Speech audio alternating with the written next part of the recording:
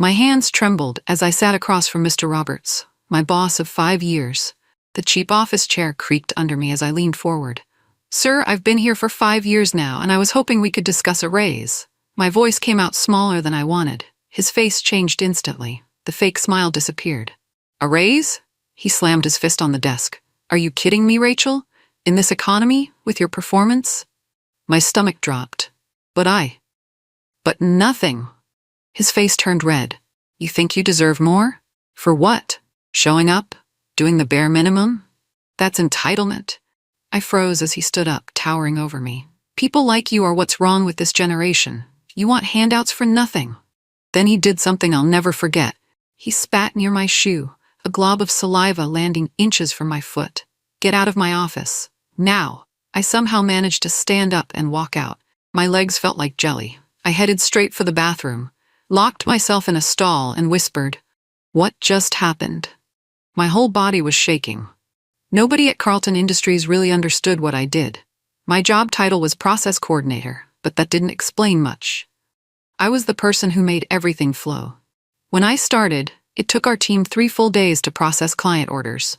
Now it took 8 hours because of my system. I created a workflow that combined 3 separate software programs.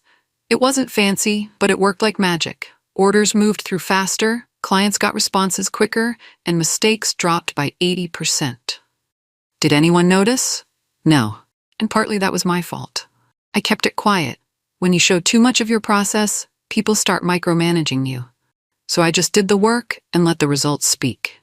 Every month I handled tasks that would normally require 3 people. My coworkers knew I was reliable, but they had no idea how much I actually carried. Our department's success rested on my shoulders.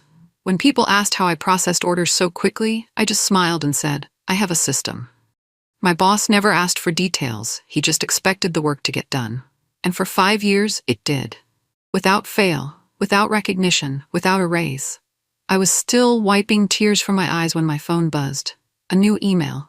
I almost ignored, thinking it was just another work assignment. But the subject line caught my eye. "Senior position, immediate offer, Lennox Systems." Lennox Systems? They were our biggest competitor. Newer, tech-savvier, with a growing reputation. I opened the email expecting spam or some kind of scam. "Dear Rachel, we've been impressed by your work in the industry and would like to offer you a position as our head of process implementation. Starting salary, $85,000 with benefits. No formal interview required. Please call to discuss." I blinked in disbelief. That was almost double my current salary. How did they even know about me? I hadn't applied anywhere. I hadn't updated my LinkedIn in months. I checked the sender's address and the company website. Both were legitimate. This wasn't spam. This was real. My phone trembled in my hand. It felt like the universe was sending me a lifeline right when I needed it most. That night, I couldn't sleep. The job offer bounced around my head like a pinball. It was perfect. More money, better title, fresh start.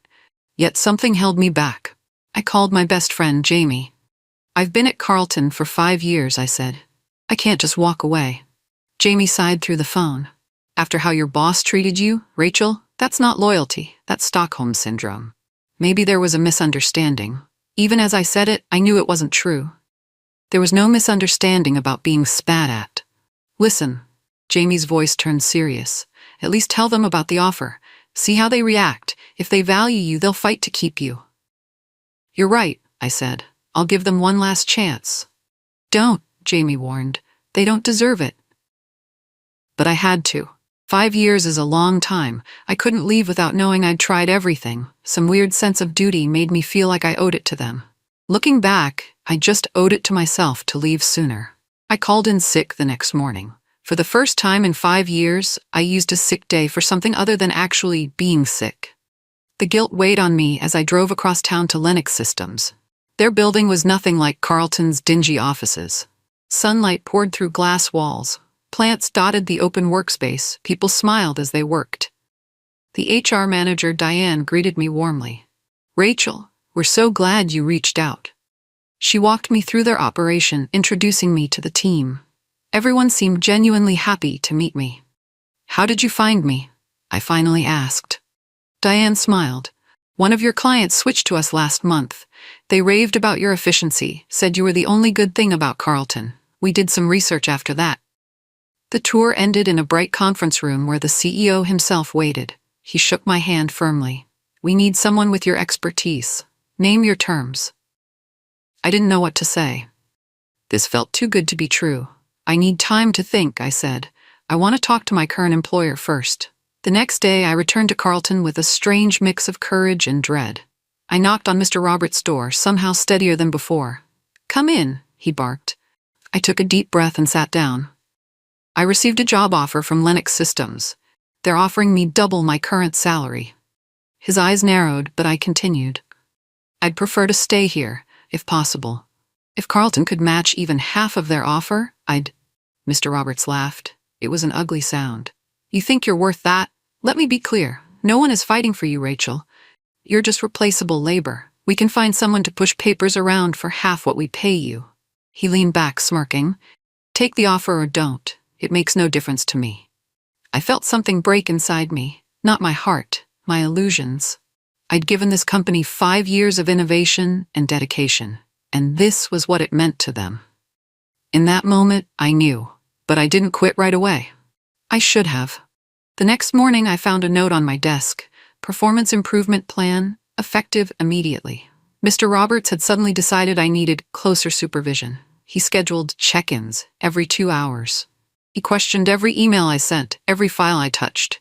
He stood behind my chair watching me work, breathing down my neck. During the team meeting, he interrupted me repeatedly. Are we sure Rachel's process is the best approach? Seems inefficient to me. When I tried to explain, he cut me off. We need fresh ideas, not the same old routine. By Wednesday, my coworkers were giving me concerned looks. Teresa from accounting whispered as we got coffee, "What did you do to make Roberts so mad?" "I asked for a raise," I said quietly. Her eyes widened. "Oh, honey, nobody does that here." Thursday, he criticized my monthly report in front of everyone. Sloppy work, he announced, though it was identical to every report he'd praised before. Friday, he accidentally deleted one of my client files, then blamed me for not having a backup. It was the longest week of my life. Monday morning, Mr. Roberts called me into his office again. "Your performance isn't improving," he said with fake concern. "I'm thinking we need to extend your improvement plan another month." I knew what he was doing. He wanted me to quit so he wouldn't have to pay unemployment. He was building a case to fire me with cause. I sat there looking at his smug face, and something inside me just broke free. 5 years of being undervalued. 5 years of making him look good while he treated me like dirt. Without a word, I walked back to my desk. I opened Word and typed 2 sentences. "I hereby resign from Carlton Industries, effective immediately. Thank you for the opportunity." I printed it, signed it, and walked straight back to his office. His eyebrows shot up when I handed him the letter. "Effective immediately? That's unprofessional. You need to give 2 weeks' notice." I just shrugged. "Like you said, I'm replaceable." His face turned purple with rage. I returned to my desk to gather my things. Mr. Roberts stormed after me. "Where do you think you're going with that laptop?" he demanded loudly, making sure everyone could hear. "That's company property." The entire office went silent. I could feel all eyes on us. I turned to face him. "This laptop? When I asked for one 3 years ago because the company desktop kept crashing, you said I was lazy and entitled. So I bought this myself." His mouth opened, then closed. I unplugged my printer. "This too. And this headset. And this router that fixed the internet problems in this corner of the office." One by one, I disconnected my equipment. Thousands of dollars worth of technology that I'd purchased because the company was too cheap. "Check your inventory records," I said calmly. "None of this belongs to Carlton." The silence was deafening as I packed everything into boxes. No one moved to help me. No one dared. As I walked out, head high, carrying my first box, I heard whispers start behind me. 1 week later, I walked into Lennox Systems for my first official day. I'd spent the weekend battling waves of anxiety. What if I wasn't good enough? What if this was all a mistake? I stepped off the elevator on the 3rd floor and froze. A huge banner stretched across the entrance. "Welcome, Rachel, our new process guru." The team stood waiting, applauding as I walked in. On a table sat a cake with Team Hero written in blue frosting. Diane hurried over. Too much? We're just so excited to have you. I couldn't speak. 5 years at Carlton, and the most recognition I'd gotten was a generic Christmas card signed by the office manager. We have your workstation all set up, Diane continued, leading me through the office. Top of the line everything. If you need anything else, just ask. My desk had a welcome basket, a brand new laptop, and a small plant with a card. Grow with us. For the first time in years I felt seen, actually seen. I had to blink back tears as my new team gathered around to introduce themselves. During my second week, I met with Ben, the CTO. I planned to explain my workflow system so they could implement it company-wide. I pulled up my flowchart and started explaining. So I basically combined these 3 software functions with a custom macro that... Wait. Ben held up his hand, staring at my screen. You built this yourself? I nodded. It's pretty simple, really. It just eliminates redundancies in... Rachel, he interrupted again. This isn't just smart, this is patentable. I laughed nervously. What? No, it's just a workflow. Ben shook his head, excitement growing in his eyes. It's an innovative process that solves a specific industry problem in a non-obvious way. That's literally the definition of a patentable business method. He pulled out his phone. I'm texting our IP lawyer right now. We need to protect this. My mind reeled. Patentable? My simple system that Carlton never even bothered to understand? But, I stammered. We'll help you file it under your name, Ben said. Lennox will license it from you. You'll get credit and royalties. I sat there, stunned. My little system was apparently worth protecting. I'm not a genius, I protested the next day when Ben brought in Sophia, the IP lawyer. It's just a workflow I came up with to save time. Sophia smiled patiently. Let me explain what makes something patentable. She laid out 4 criteria. The process had to be novel, new, non-obvious, not something anyone would think of, useful, and it had to produce tangible results. Your system checks all those boxes, she explained. You combined existing technologies in a way nobody else has, creating efficiencies the industry hasn't seen before. I still wasn't convinced. But what if someone else is already doing this? We've run a preliminary search, Ben said. Nothing like it exists in the patent database. Sophia pulled out some papers. If you're willing, we can start the application process today. Lennox will cover all the costs. I hesitated, then thought about Mr. Roberts dismissing my work for years. Calling me replaceable. Okay, I said finally, let's do it. I signed the papers, still not fully believing this was happening. My simple solution, created out of necessity, might become an actual patent with my name on it. Meanwhile, at Carlton Industries, chaos reigned. 3 weeks after I left, clients were calling daily to complain about delayed orders. The 3-day processing time I'd reduced to 8 hours was now stretching to 5 days. Teresa, my former coworker, texted me updates. They hired 2 people to replace you. Neither one understands your system. Roberts keeps telling everyone you didn't document anything properly. Is that true? I laughed at that one. I'd left detailed instructions, 3 separate manuals in fact, but they were probably still sitting in the folder Roberts had never bothered to open. Another text. CEO came down today. Furious about the backlog, Roberts blamed the new hires for being slow learners. I felt a twinge of sympathy for whoever had replaced me.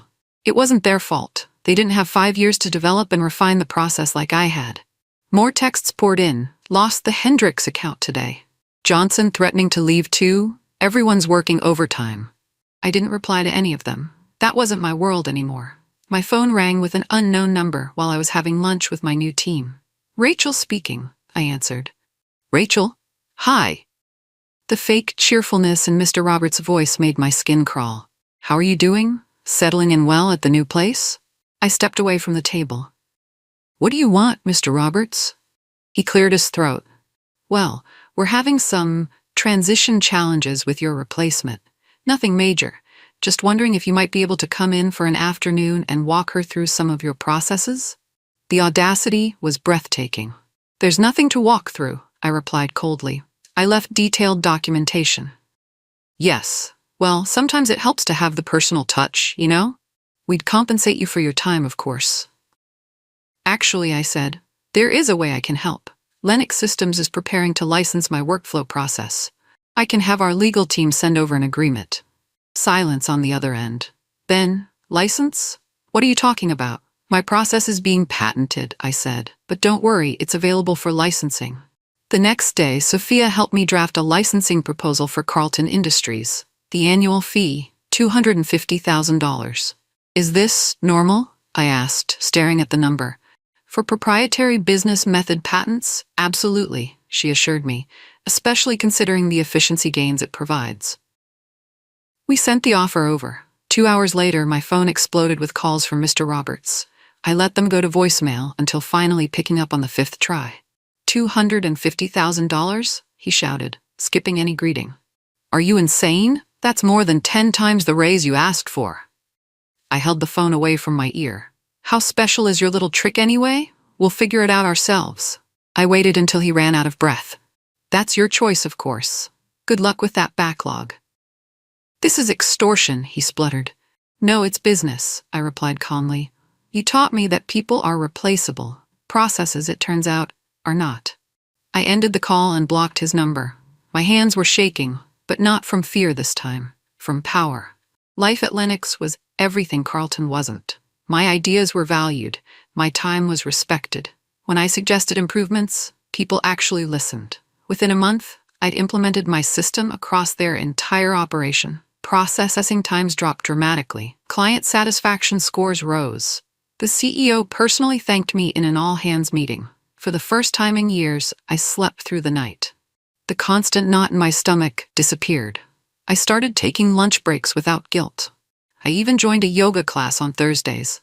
Best of all, I began mentoring 2 younger team members. Sharing knowledge felt good, especially in an environment where it was appreciated. How did you come up with this? Zoe, one of my mentees, asked one day. I thought about it. Necessity, I guess, and stubbornness. I knew there had to be a better way, so I kept experimenting until I found it. Well, it's brilliant, she said, and so are you. I smiled, still getting used to compliments. At Carlton, I'd been invisible. Here, I was valued. The difference wasn't just in my paycheck. It was in how I felt about myself. I was thriving, and it showed. Teresa kept texting me updates from Carlton. I'd asked her to stop, but part of me couldn't help being curious. We lost the Peterson account today. That's 4 major clients this month. Roberts got chewed out by the CEO again. The backlog is now at 8 days. 3 more people quit this week. Everyone's working mandatory overtime. A small, petty part of me enjoyed hearing about Carlton's struggles. Was that wrong? After years of being undervalued, wasn't I entitled to a little satisfaction? Then came the text that changed everything. They're talking about possible layoffs. People are scared, Rachel. That hit me differently. The regular employees at Carlton weren't to blame. They were just trying to survive under terrible leadership, just like I had been. I felt a stab of guilt. Was I punishing the wrong people by withholding my system? Then I remembered Mr. Roberts' smirk when he called me replaceable. The glob of spit near my shoe. The week of torment before I quit. Some lessons needed to be learned the hard way. Carlton tried a different approach. The CFO emailed me directly. Dear Ms. Williams, we'd like to discuss terms for licensing your workflow system. While $250,000 exceeds our budget, we're prepared to offer $75,000 annually, which represents a significant investment for our company. I forwarded it to Sophia, who laughed. They're desperate. Hold fang. That afternoon, Mr. Roberts somehow got past my block and called from a different number. Rachel, be reasonable, he said, his voice stripped of its usual arrogance. We can't afford $250,000. The company is struggling. That sounds like a management problem, I replied. Just tell me what you want, he pressed. A public apology? Your old job back with a raise? Name it. I thought about what I really wanted. Not revenge, just recognition of my worth. The patent wasn't created for Carlton, I said finally. It was made for companies that believe in their employees. What does that even mean? He demanded. It means no, I said and hung up. For the first time, I truly felt free of Carlton Industries. A week later, Diane knocked on my office door. There's someone here to see you, a Mark Johnson? Mark had been one of my quieter colleagues at Carlton. We'd barely spoken beyond good morning and have a nice weekend. I found him waiting nervously in the lobby. Rachel, thanks for seeing me.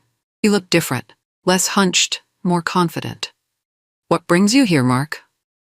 I quit Carlton last week, he said, smiling. I start at TechFlow on Monday.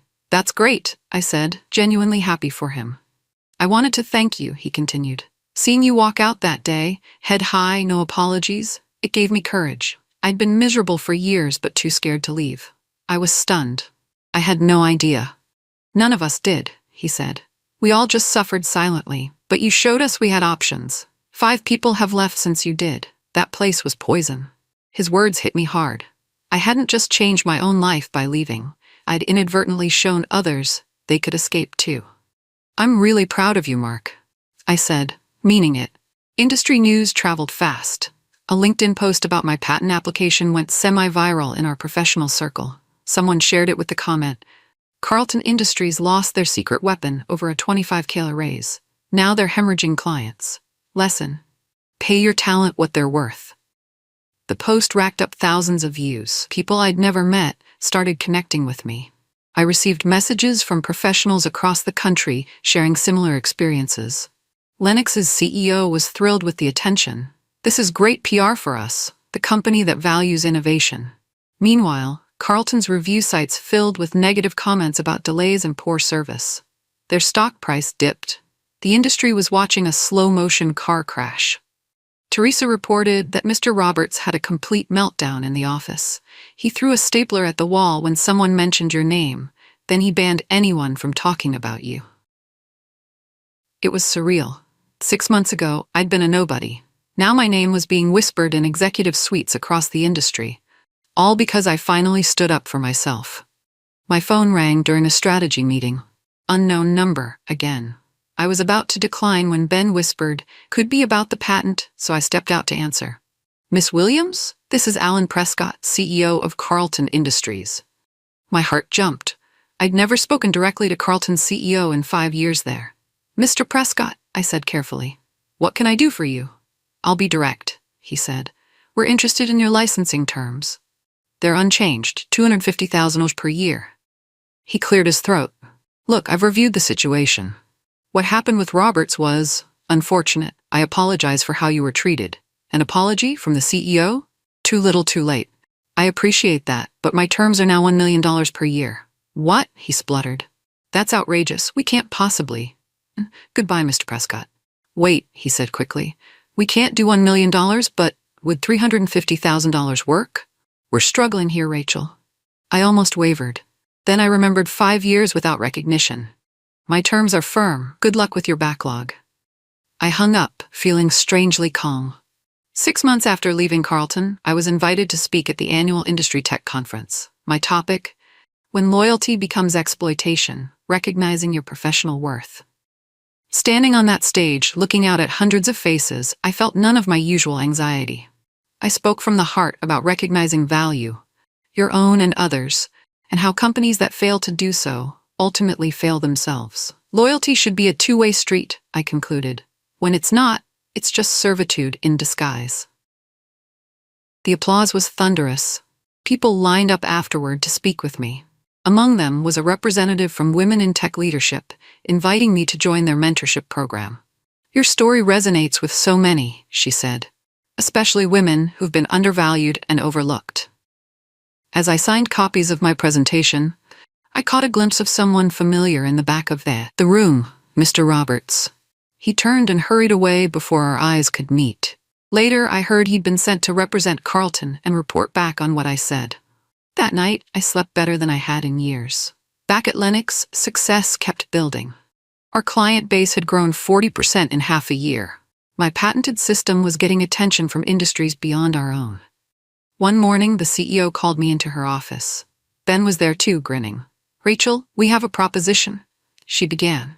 Instead of Lennox just licensing your patent, we want to form a partnership, a new division with you at the helm, scaling your system across multiple industries.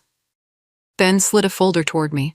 Your name would be on everything, equal profit sharing, full creative control. I opened the folder. The numbers made me dizzy. This is a lot, I said slowly. It's what you're worth, the CEO replied. Plus, we're not just buying your system, we're investing in your vision. In that moment, I thought about the Rachel from 6 months ago. The one who was afraid to ask for a $25,000 raise. The one who thought she should be grateful just to have a job. That Rachel was gone. In her place stood someone who knew her value. I signed the papers, hand steady and sure. The industry changes were swift and decisive. Carlton's stock fell to a 5-year low. An internal restructuring was announced. Teresa's final text to me read, "Roberts got demoted today. They brought in someone from outside to take over the department. 3-person team hired to replace what you did alone." I felt no joy at his downfall, just a sense of natural consequences unfolding. He'd sown disrespect and reaped its harvest. Word circulated that Carlton was under investigation for toxic workplace practices. Multiple former employees had filed complaints, creating a pattern that couldn't be ignored. Meanwhile, Lennox thrived. Our partnership launched with glowing coverage in tech publications. My process, once dismissed as a little trick, was now hailed as revolutionary. Former colleagues reached out, congratulating me, some asking for job recommendations. I helped where I could, remembering Mark's words about showing others they had options. The industry was watching, learning.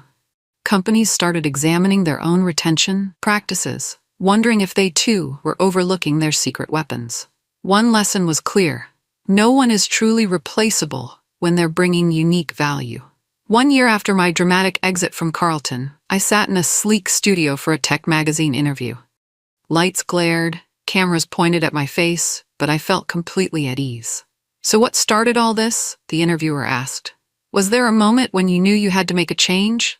I smiled, thinking back to that fateful day in Mr. Roberts' office, the trembling hands, the glob of spit, the walk of shame. I asked for a $25,000 raise after 5 years of saving the company millions. I said simply. I got spat at instead. Now I license that same process for $1 million per year. The interviewer's eyes widened. That's quite a turnaround.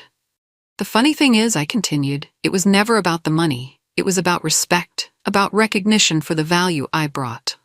And what would you tell others in similar situations? I looked directly into the camera, thinking of all the people still sitting at their desks, afraid to ask for what they're worth. Know your value, I said firmly, and never let anyone convince you it's less than it is. As the cameras stopped rolling, I gathered my things. Outside, the sun shone brightly. I had a partnership meeting that afternoon, then dinner with Jamie to celebrate our latest success. Life was good, on my terms at last.